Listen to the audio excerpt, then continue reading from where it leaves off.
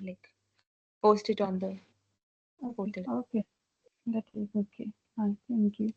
So I will just give an overview for the yesterday's assignment in a quick way. Okay. What you need to do, okay? Then you can like work on driving different hyperparameters. So yesterday we were looking at in the assignment we have sentiment analysis using RNN, LSTM. Okay. So first you load some libraries. Then here I'm just loading the data. We have Twitter sentimental analysis data. Okay. If you can see, we have these many columns. So uh, first we will look for the missing values. If you check, there will be 686 missing values in this column. So we will drop these columns having missing values. Then the unnecessary columns like this number we don't need. No, we don't need this one all as well. So we will remove these two columns. And then this is just some EDA part I'm doing. Okay, so it is good to always check how your data is presenting. Like here you can see how the distribution is there for each kind of sentiment: positive, negative, neutral, or irrelevant. Okay, then this is another visualization for the same thing. Then in this case, since you have this text data, right? So you first need to do some pre-processing of this text data. So the initial steps you can follow that you can remove the stop words. Okay, sorry. So first you remove the stop words, lower all the characters, lowercase all the characters. Okay, then do lemmatization for each character. Okay, so this is like for the pre-processing of the data, and after pre-processing, if you see, you have this kind of data. Now there are more things that you can do like grammar check. Okay, but that takes a lot of memory, so I didn't do that here. But yes, definitely you can try if you have that much GPU. Next, here we are implementing, like yesterday we have implemented the RNN and LSTM. So first, again, we are encoding like in the sentiment, we have those four things: positive, negative, neutral, and irrelevant. So we are doing label encoding for those. Then we are just here defining the tokenizers to limit the vocab size, and then defining all these like max sequence length. And here we are building the LSTM model. So input dimension, this is same as you are limiting your vocab size to 10,000. So this is the same number. Here we were limiting. So this is the same output dimension, input length, and here we are giving the 50 as the number of units like neurons in the hidden layers. So this is dropout. I think yesterday we haven't discussed about dropout, right? Mm, yes. No, Mm, so you have any idea about what is dropout in neural network? no, ma'am. Okay, so I didn't make a slide, so let me explain with some like mm diagram from Google.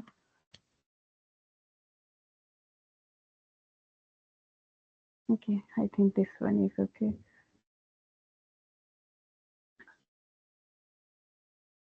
Yes, so you can see this one, right? So in a fully dense network, as I have said, these are the hidden layers. Okay, so each hidden layer will be connected to every other hidden layer. Like this will have connections to all these neurons. This will have connections to all these neurons. Okay, this will have all the five neurons. And similarly for all those, this is a dense network in which no connections are missing.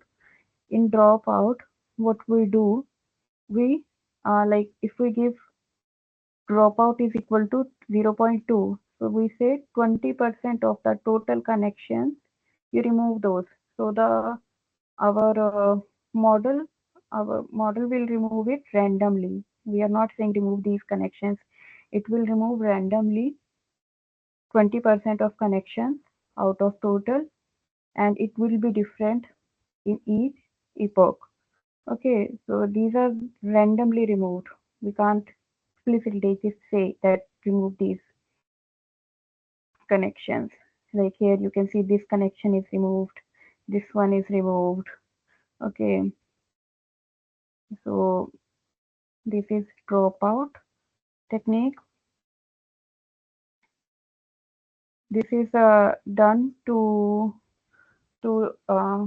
reg for regularization, to like overcome the overfitting issue, because sometimes your training data may be able to learn patterns in very good way, but when it comes to new data, to the test data, it won't give very good output because it learns the pattern from the training data very well, so it won't be able to do a good fitting on the unseen data. Maybe last week you have learned about these overfitting issues and underfitting issues. So to handle this, we use this dropout technique. Also remember, this could be asked in interviews as well, if somewhere you mention these things. So this dropout is always used while training. When you do the testing part, then there will be no dropout, or the network will be fully connected network only. Okay, so here this is the output layer as yesterday we have done. So we have four outputs, right? Positive, negative, neutral, and irrelevant. So the output we have 4 units, 4 neurons, and we are doing the softmax function, which is for the categorical cross entropy. Sorry, for more than two categories, we use softmax function, and for the calculating the loss, we use this categorical cross entropy. So yes, these you can experiment with. I have done only for 5 epochs. It was taking time. And then you can also create a confusion matrix for this one and calculate the precision, recall, and F1 score. Okay, so precision is nothing but true positive values divided by true positive plus false positive. So basically, these show how well your model is doing on the data. Here we have accuracy 0.92. So if you look at this confusion matrix, you can see that for irrelevant, we have 156 points correctly identified. These are the true labels and these are the predicted labels. And there are some like missing ones as well, which were irrelevant, actually irrelevant. Okay, and but the model predicted them as negative, neutral, or positive. Okay, so this is for negative, neutral, and positive. These are the correctly identified values. And similarly, you can do for RNN model and try with the hyperparameters or increase the number of epochs. Okay, here I am getting accuracy 0.87, and I think for LSTM it was 0.92. Yes, but yes, I think if you try to work like with changing the parameters, then you can get a better accuracy than these ones. So this was all for yesterday's assignment. Now it will be easy to do. Now I can come to our today's lecture. So today we will be Can you see my presentation? Ma'am, I have a question before you start this one. Like you mentioned that we use softmax, so Mm-hmm. which can be another algorithm if there are less than two, uh, two or Yes, less two categories. yes. Yesterday we have discussed this one. Um, like this softmax activation is used if we have more than two. If we have two categories, then we use sigmoid activation function. Okay, Okay, and I one remember it. category is not like Yeah, yeah, of course. Yeah. okay. Okay, thanks, ma'am. Mm. So today we are doing sequence modeling. So sequence to sequence models. These are another type of neural network. Okay, it is mainly based upon the RNNs only. Okay, which are designed to transform one complete data sequence into another. Okay, these are very good where your inputs and outputs have varied lengths. Like most common use cases, language translation, because if you translate some sentence from Hindi to English or maybe English to Japanese, English to Chinese, the characters may change, like input and output length may vary. So this sequence to sequence model can handle those kind of data. Sorry. So the benefits of this sequence to sequence model is first is flexibility with input and output sequences. Okay. Uh, can handle variable length input and output sequence. And again, the same thing that machine translation is good with this one. This we will introduce later attention mechanism. So I will talk about this one later. And this sequence to sequence can also be used for speech recognition, video captioning, or time series. So this is the main architecture of the sequence to sequence model. Here we have two main parts, encoder and decoder. These encoder and decoder will itself be a combination of RNNs, okay, simple RNNs or LSTM layers. So these will be combinations of those only, encoders and decoders. So this is a very simple architecture I am showing here. First, there will be some sequence like nice to meet you. It will go to encoder. Okay. Now, um, this whole sequence will be converted into some context vector which will be sent to decoder and it will generate some output. Okay, like here it is doing machine translation. So this is the basic architecture. We have encoder and decoder. Now we will go into the details of these two parts, how these two will work. So encoder process the input sequence. Like here we have this input sequence. Okay, and this will be converting this to some context vector here. And this as I have said, these are generally RNN LSTM layers. Okay, so input, which is sequence of tokens. These could be also embeddings. So these are passed through hmm, these are passed through these LSTM layers, and with each time step, like with each timestamp, the hidden layer will be updated based upon the current, based upon the current one and the past one. Okay, previous hidden state. So these all will be updated. One thing you must notice that here, like in previous cases in RNNs or LSTMs, we also have outputs from here. Like each LSTM will have some output.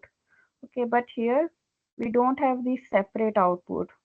We will have only one output, which we call context vector.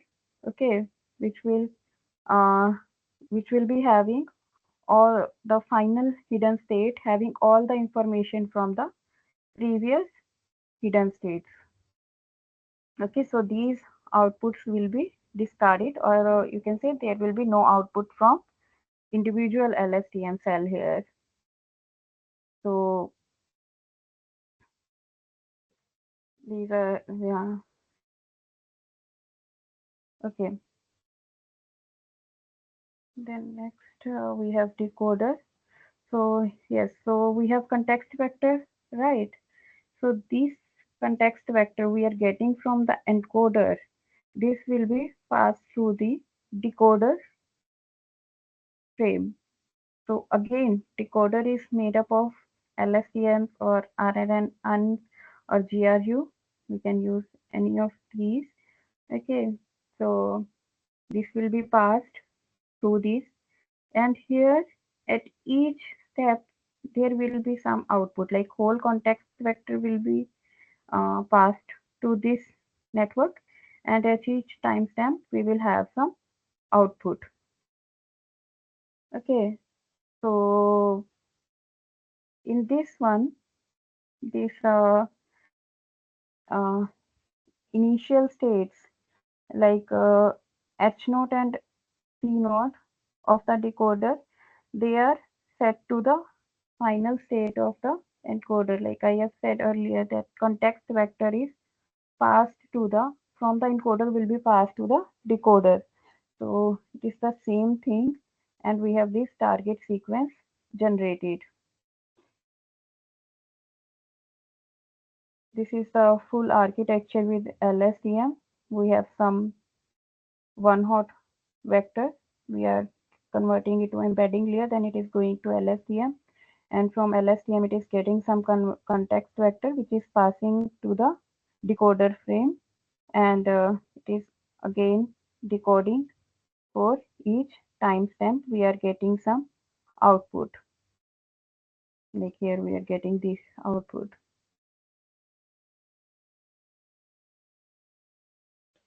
So, what are the disadvantages of this model?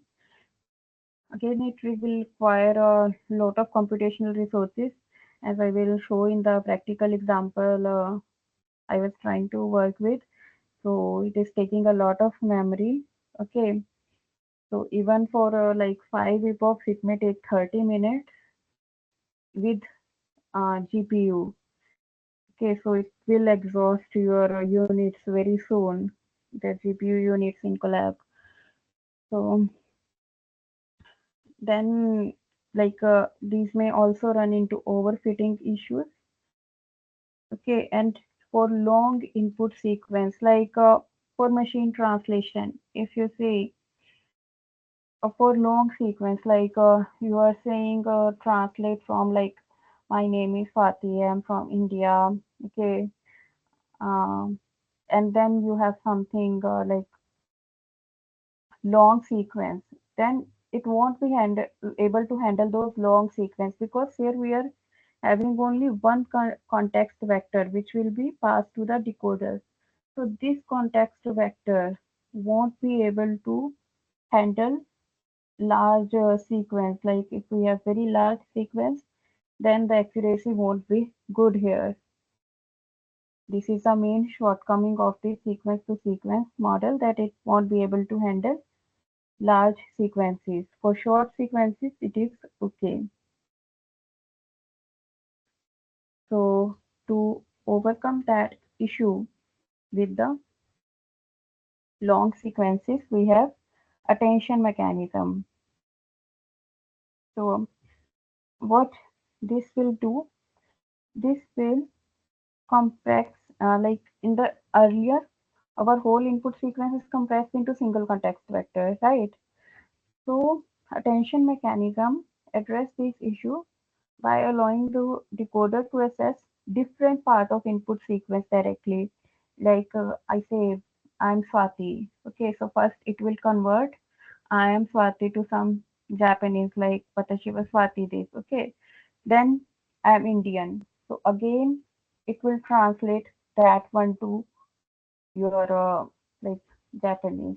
So it will take a small part of input sequence and convert that one to the output to another language. For the current case we are taking, so what it does, at each time stamp it compute attention weight for each encoder hidden state, okay, which show the relevance of each part of input sequence for the current decoding step. Okay, so again, same thing, like instead of single context vector, this will have a dynamic context vector which will have the weighted sum of the hidden encoded states. And these the decoder you will use this dynamic context vector to generate the output. So how this will be working? For a query vector will be generated based on the current state, okay, or whatever the context is. So this query vector will present the information that the model should pay attention to obtain from the input. Okay, it will tell like what information will be important, but which information will be like pay attention to. Then the key value pairs will be generated, okay, to hold this information. To maybe in the next, you can see, so in detail, query is a vector. This is the same thing that was written there. That query vector is derived from the decoder's current hidden state keys. So we have three main things here: queries, keys, and values. Keys represent the elements of input sequence. Okay, they determine how relevant each part of input sequence is to current query. Okay, these are derived from encoder's hidden state. Remember that query is derived from decoder's current hidden state and keys will be from encoder's hidden states. And values that uh, that will also represent the element of the input sequence. So they will hold the actual information. Okay. So so how this will work? That like how query, key, and values these will work. The query, okay, it will be derived from the decoder's current hidden state. So this will be compared with each key to compute relevance score. Okay, so this will be, now we will see this in the practical example as well, that we will calculate this score using dot product. Okay, and this will indicate how much each part of input sequence should be paid attention. So this similarity score is represented by alpha here. These are called attention weight. Okay, these are not called attention weight. Attention weights will be after applying the softmax function. So after we get these alpha values, okay, from giving the dot product between q and k, then we will pass them through a softmax function. Okay, what softmax function will do, like initially, or this is kind of an activation function. So what it was doing, this will uh, like give these attention weights between 0 to 1. It will range the values between 0 to 1, and the sum of all the attention weights will be equal to 1. Like total probability will be 1. So next, these each value vector will be multiplied by this attention weight, and by using all these weighted values we will get some final output.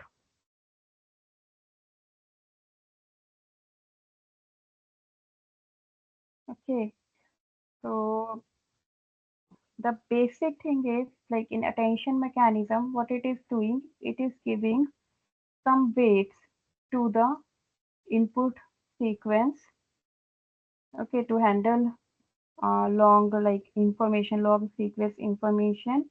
It will give some attention weights, and these attention weights, like how those will be calculated, like how weights are updated in a normal feed-forward neural network.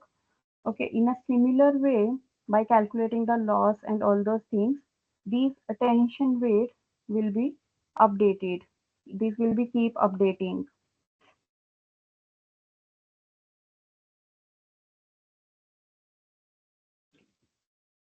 So, uh, the first use case which we were discussing so far in this case is machine translation. Then we can use for text summarization, image captioning, speech recognition, or question answering. Okay, so any doubts still here?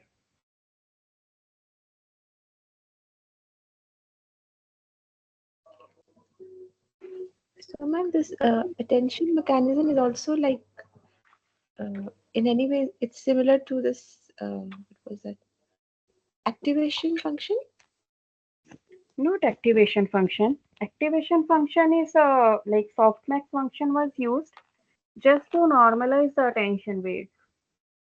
But attention mechanism is another feature added to the sequence to sequence model, which will be giving some weights to your input sequence.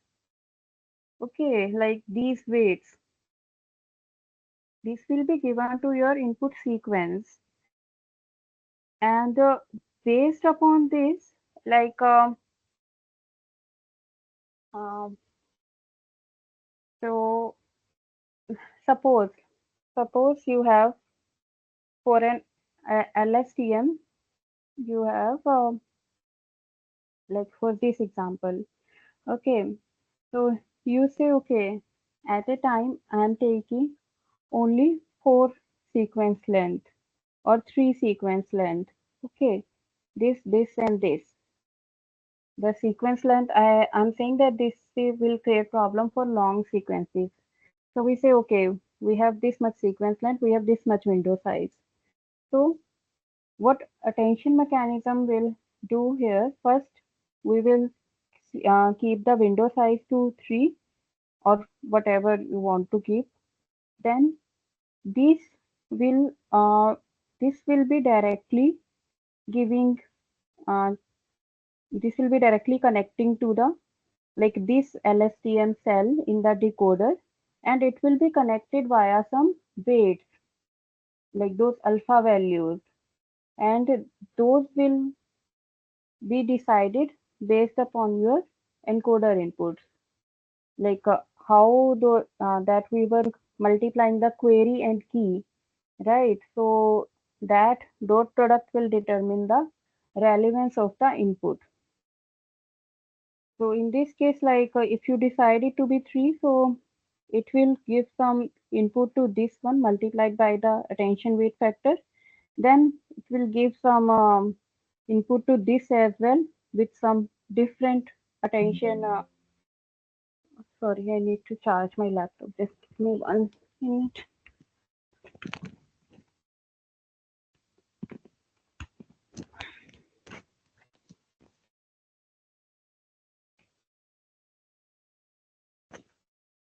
Hello. Yes, so like this, it will be giving output to each of the LSTM in the encoder state or RNN, whatever it is, and it will be giving some attention weights at each timestamp. So here, here we didn't have any output at each timestamp, right? We were directly having one context vector only at last. But when we use attention mechanism, we have these outputs as well. Okay, so those will be contributing with attention weights to this LSTM, and then this one, then this one. Okay, I get it. Yeah, okay. Now, because we're considering those individual cell outputs also in Mhm. this, right, ma'am? Yes, plus Okay. attention weights, like those weights. are the most important, and Yeah, those will always. be assigned from the feed-forward neural network. Okay, like in feed-forward neural network, we have weights and bias updation. So these attention weights will be calculated in the same way. Okay, so this was the theory part. Okay, today I think it was very short. I didn't want to go into the mathematical details. Mm, you can go to the,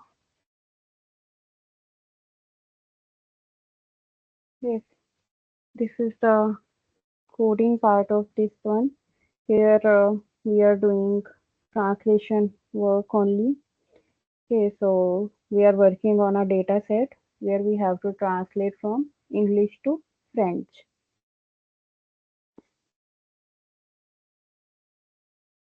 Till now, I must say that my results are not good because my memory got exhausted with 1 to 2 trials. Okay, so please, if you have more memory, please try. You can try this notebook. I will share it. I think yesterday also I haven't shared the notebook, so I still have to share those, and I will share this as well.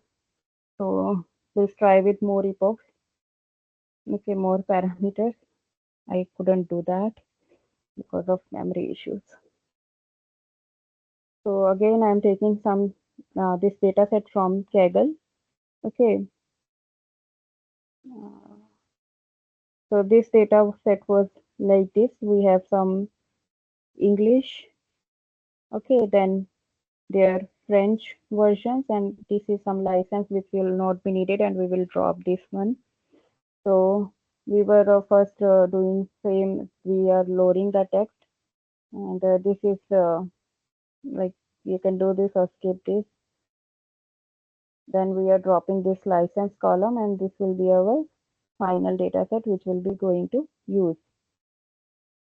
So first we are saying that like how many English words are there. Okay, so we are calculating those, and distinct English words in this vocab in this data set we have these much, and the most common ones are these. Okay, and then we are doing the same for the French,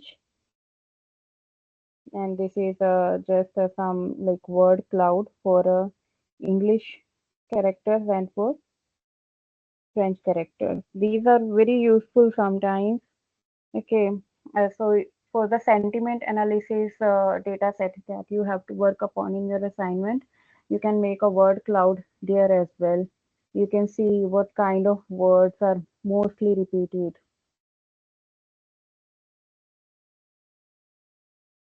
Then you will tokenize the word. Okay, so you will assign some token to each and every English word. Okay, uh, and then you will convert them into sequence, and this is that sequence is done to make the sequence length equal for all the words. Okay, here you can like print input tokenizer, this one,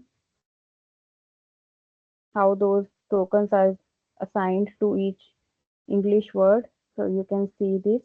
So when we convert this into sequence, so you have only this 1, 2, 3, 4, 5, 6, 7, 8. Okay, we will do the same for the target one, which is the French vocabulary.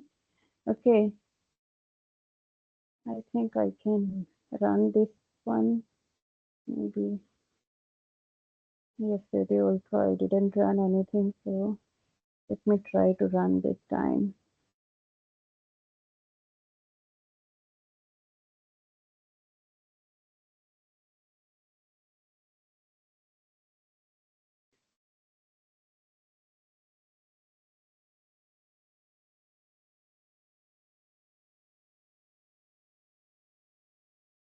So to get the data from Kaggle, if you want, then if you go to your account in Kaggle, you will find some kaggle.json file.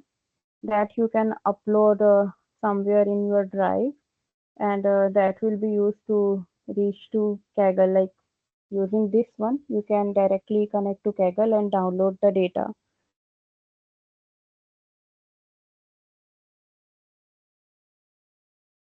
So here we are simply unzipping the zip data which we are downloading from this one.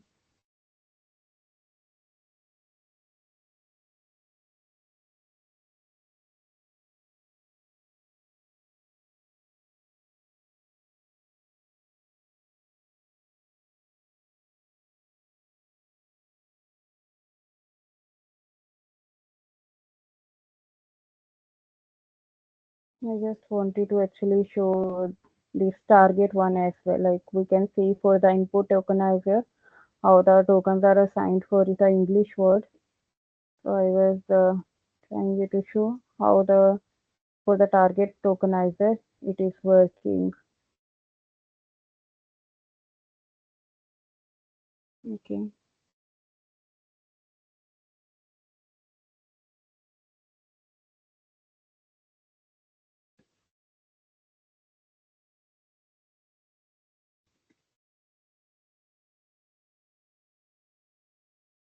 Yes, so like for the target one, which is the French vocab, so you can see the tokens are assigned like this. Okay, so at max you have 30804 here, which is same as because here, okay, which is same as this one. And then we have max input length, like you have these different this one, okay, like go, hi, run. So this can have more than one word as well. If you go like in this data set below these lines, then this can have more than one word as well. So this length, this max length for the English data set is 44 input one, and for the French one it is 55. Then what we are doing, we are doing the train test split for our encoder inputs, okay, and the decoder ones, and we are giving input sequence and target sequence which we have created from words here. Like we have word tokens here, we have converted them into sequences here. So we are giving those sequences and having this input train, input well, and decoder input train and decoder input validation one. So here we are preparing the decoder target data, which will be same as the decoder input train, just shifted by one timestamp. Okay,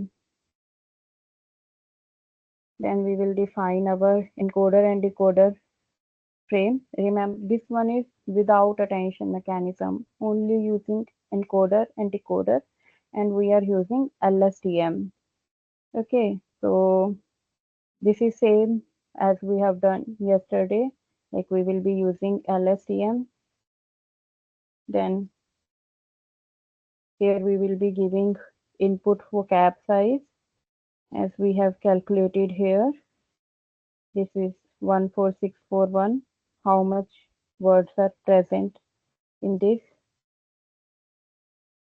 distinct words? Okay, distinct words.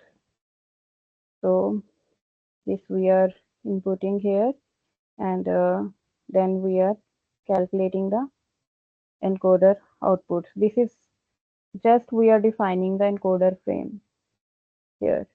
Okay. In the similar way, we are defining the decoder frame. So this is the hidden state, like state, which is which will be like a context vector, which we will give to decoder. Remember the architecture. So encoder will generate a context vector, which will be sent to decoder. Okay, so this one has target vocab size. Then same, we are using LSTM here. Okay, decoder embedding, and here initial state As I have said, that will be context vector. So this will be encoder states. So decoder's initial state will be encoder's final state, that is context vector. And here we are using softmax function because obviously these have more than four categories, like there's many. We can't say, okay, we have two kind of output, binary output. So here we are using softmax function because we have many outputs. And then we are simply compiling. Here we are using RMS prop. You can use Adam optimizer as well, as we were using yesterday as well. Adam is a more advanced one optimizer. Okay, and it generally gives better results. But yes, you can try with both. So we are giving encoder inputs and decoder inputs, and decoder outputs will be generated. Again, we are fitting the model, and here we are actually giving the data. Till now we were only defining the structure of our model. First defining encoder, decoder, and then defining the model. Here we are actually telling the model to train. So we are giving those tests from train test split. We have encoder input train, decoder input train, decoder target train is similar to decoder input train, just shifted by one timestamp. And for validation, we are using this one. And batch size here I have kept very large because sometimes if you lower the batch size, that may improve the accuracy, but yes, that will take more time, more memory, and epochs I'm using only 5, which is not sufficient, I guess, because you can see my validation loss is quite high, 0.7383. This is not at all good. Okay, so, so yes, here we can try with more parameters, more hyperparameters. Okay, so for the inference purpose, like up to now we have trained the model. Now to check the output, what again we have to define the encoder model. Okay, so it will take encoder inputs and states. Then we are defining this decoder model for the inference purpose. Okay, just 1 second.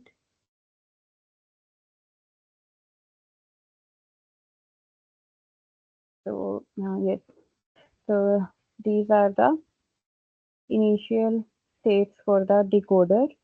Okay, for the inference part, and then we have this one. This whole part will convert the integer encoded target token into dense vector of size 256. Okay, then we have this LSTM layer for generating the next token. Okay, it will generate the next token and the new states. Okay, so then this these new states and these will be passed here, and it will produce the output.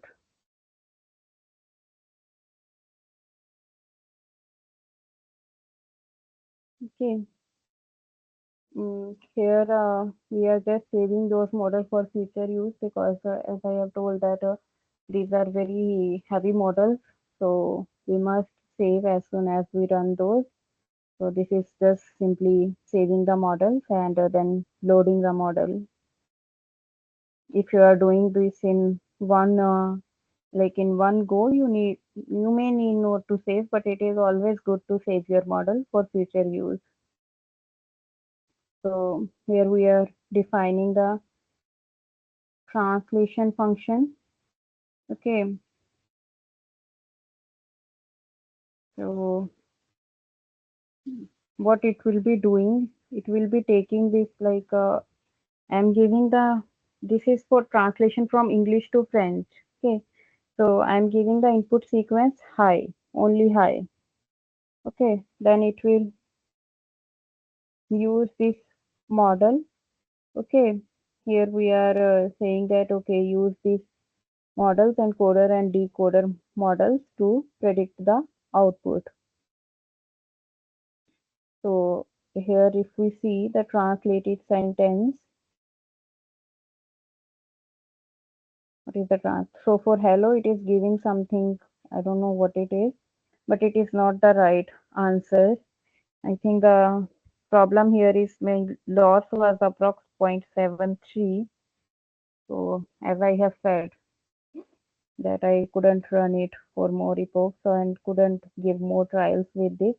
So it is not giving good results right now. But this is like the whole process for the sequence to sequence model. First, mm, at first you will generate word tokens, convert them into sequences for input and output, do some printf split, and then define your encoder and decoder, define your model, and then train this model using these values.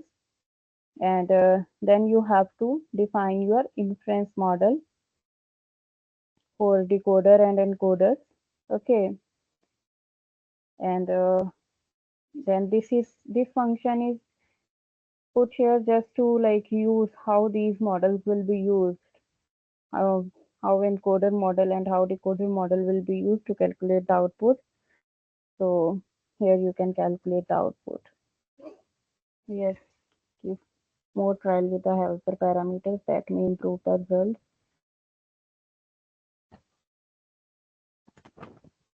Next, we have up to now we have done only with encoder and decoder, right?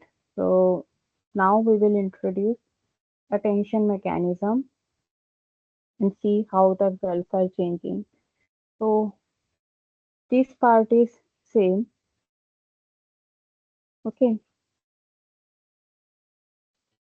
what we are doing here, we are calculating the attention weights. So as I have said, we will do the dot product between the decoder current uh, output state and the encoder output state. So we will calculate the dot product, which will be your alpha value. Okay, then we pass it through the softmax function, which will range this value from 0 to 1, so that sum of all the attention weights be equal to 1. Okay, then we will from this attention weight we will calculate the context vector. Okay, and this context vector will be sent to the decoder. Okay, so here we have this output layer where again we have this is same. Okay, we have this activation function. Just here we have decoder combined context, which will also include the attention weights and the context vector with attention weights. So the only difference is this part here. We have included the attention mechanism here. Everything else will be same. We are training the model using the optimizer.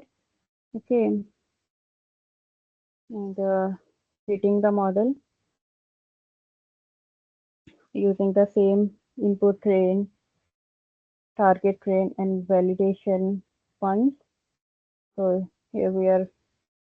Here I could do 15 epochs.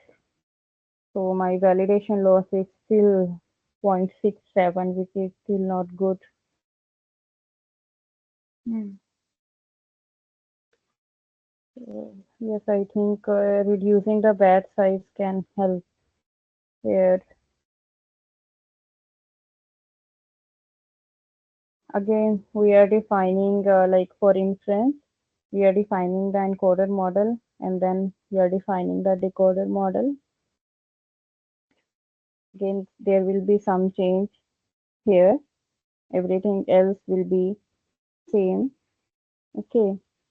And there will be some change here as well, like how the decoder will be handling the inputs from the encoder, how it is handling the context vector. So this is just using the model defining the code sequence. This is exactly the same as previous one. This doesn't have any change. Again, if we see, it is generating something different. So it is still not giving good results. We have said that loss is still too much. So yes, any questions so far?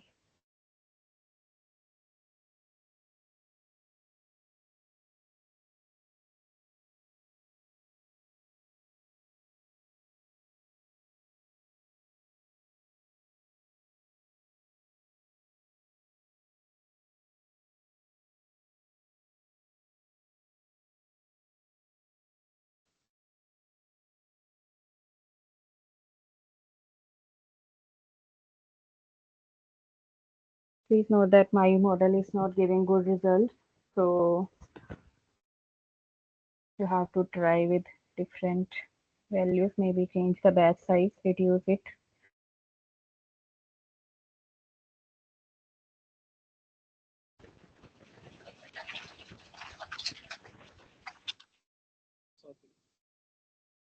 Hello,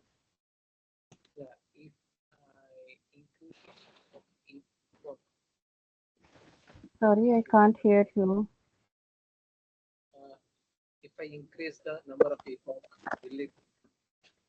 That may also improve. That may also improve. But here actually, what I observed that when I had 5 epochs, then I was having some like 0.72 loss, and when I increased the epochs to 15, it is 0.67. So definitely it is improving. But I think we should reduce the batch size as well.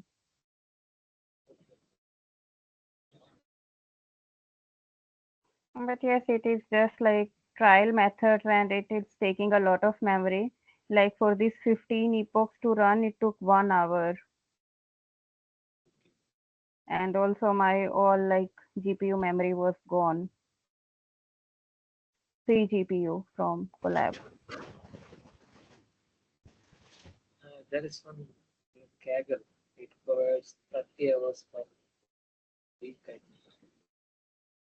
Okay, from Kaggle. I haven't tried that. Maybe next time I will try that.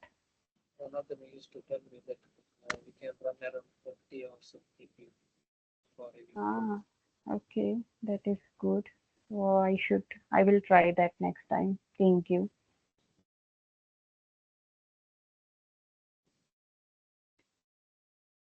Okay, this was for today's session, our theory and practical part.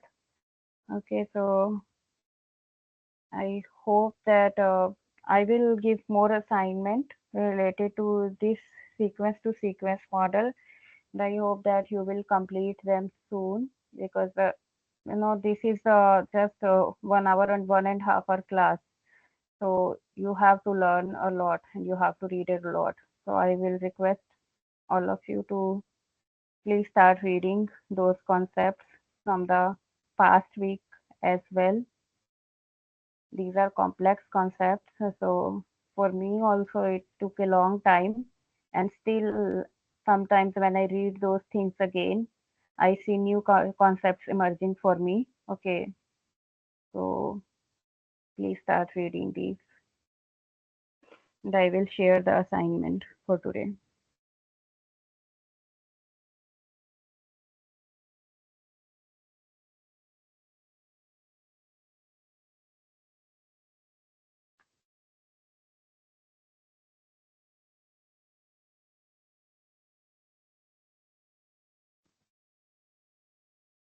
Okay, if there are no questions,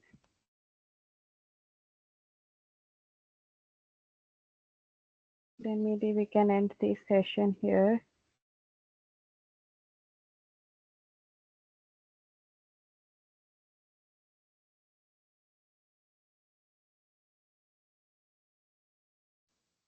So